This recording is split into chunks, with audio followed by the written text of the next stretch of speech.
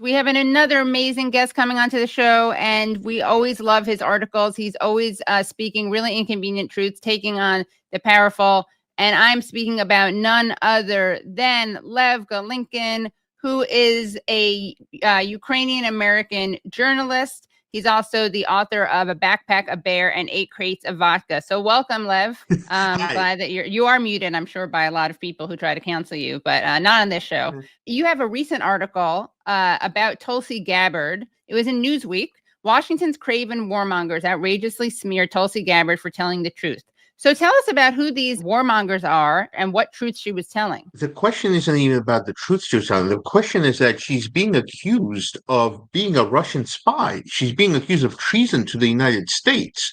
It doesn't matter what she was. She could be raving, running down Fifth Avenue raving. That still doesn't excuse to these people. And these people, remember, Katie, these are the people who say we are adults. We care about disinformation. We care about national security. We don't lie about things.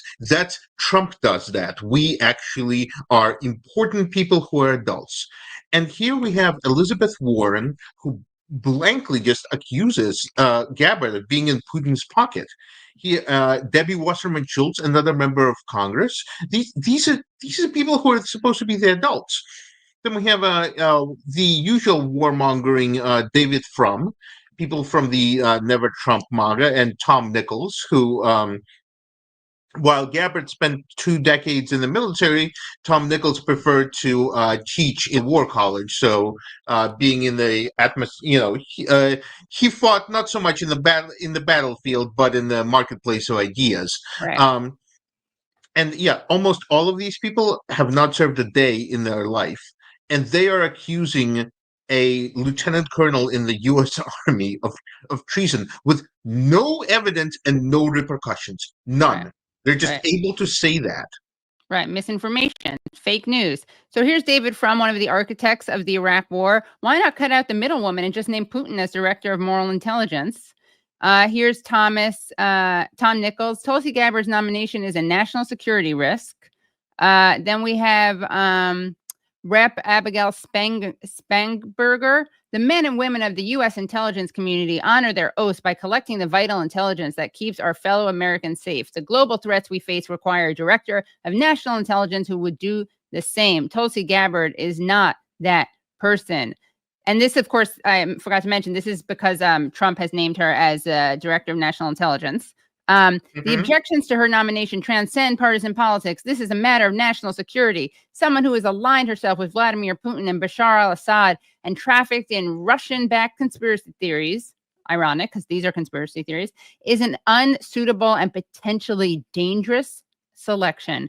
Now let's take a look, since Abigail Spangberger is such a truth teller. Let's take a look at Abigail telling a truth about speaking of foreign policy, telling an interesting truth about Russia. There are soldiers and Marines overseas who are risking their lives and potentially have a bounty on their head put there by the Russian government. And the fact that he didn't take the time to read the document is not an excuse for the fact that what comes next. That's my question. What comes next? A bounty on their head. Now, Lev, as someone who is Ukrainian-American and follows Russian Ukrainian politics closely and writes about it, what can you tell us about this bounty? I don't even need to tell you anything, as you don't need to speak Russian or Ukrainian or Pashto or anything, because Biden's own administration. So to go back for a minute, this was the central attack on Donald Trump in the 2020 election about foreign policy. Russians are putting their bounties on the heads of American soldiers in Afghanistan. So this was not just a little rumor. This, I'm pretty sure they mentioned it in the debates against Trump. This was repeated over and over. He's letting our soldiers die, okay? And this was echoed everywhere. Russians are putting bounties, and you see how she was on CNN talking about how this is the worst thing ever. Okay, after Biden became president, his own administration quietly admitted there is pretty much little to no basis for this. Okay, so again, you don't have to listen to Lev Golinkin. You don't have to speak any foreign languages. It's Biden's own administration admitted there's little to no evidence for this. And here we have this congresswoman. To this day, she has a tweet about it, still up, proudly up. This is somebody who's concerned about disinformation. Where is a video of her apologizing for spreading this rumor? Where's where's that kind of, if she cares so much about national security and why? You see that the hypocrisy that comes out of here is just insane, and I think that's part of the wave that's behind Trump's success. It's just having somebody like David Frum talk about anything.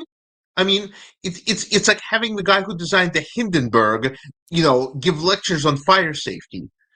Like, why is this person even talking?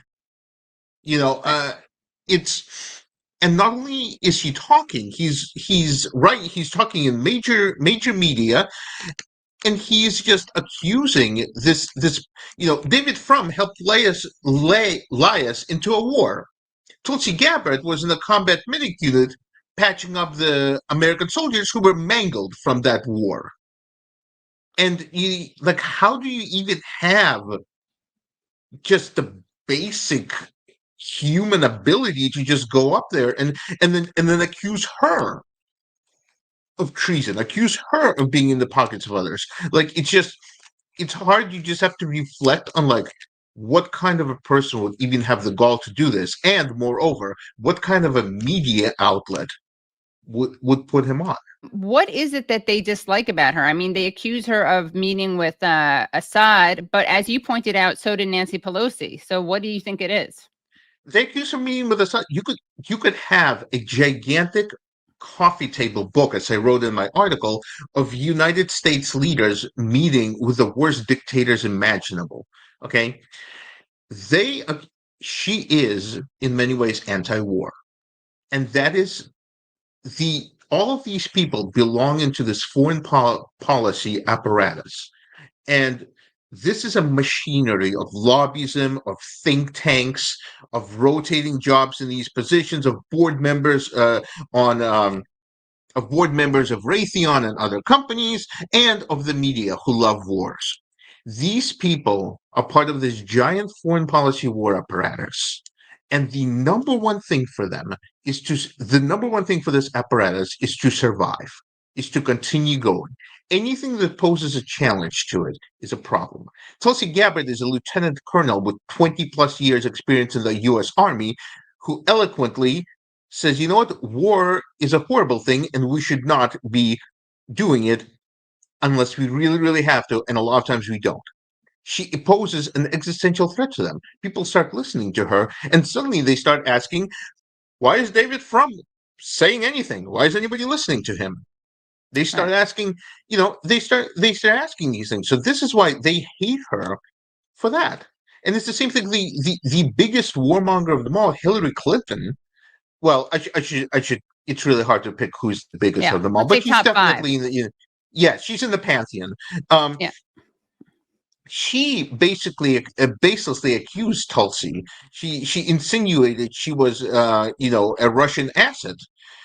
And again, this is somebody who's just, the reason she did is because Clinton is just psychologically incapable of owning anything else. Okay, Hillary Clinton cannot fail. She can only be failed by the world.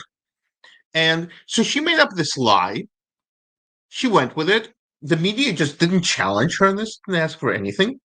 And again, I just want to point out that, look at the back. In the 1950s, we had the Red Scare. We had Joseph McCarthy, okay? Now, as Glenn Greenwald pointed out, at least McCarthy had the decency to wave, papers to pretend he had information on people. These people don't even do that. But McCarthy went left and right accusing people, and entire careers and lives were destroyed because of that. Right. And then finally, in around 1954, so 70 years ago, McCarthy finally took on the U.S. Army, and the Army got sick of him. Right. And the Army just eviscerated him. There's a famous, have you no decency type quote.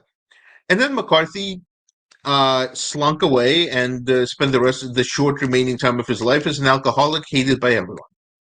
And from that As point deserved. on, yes, richly deserved.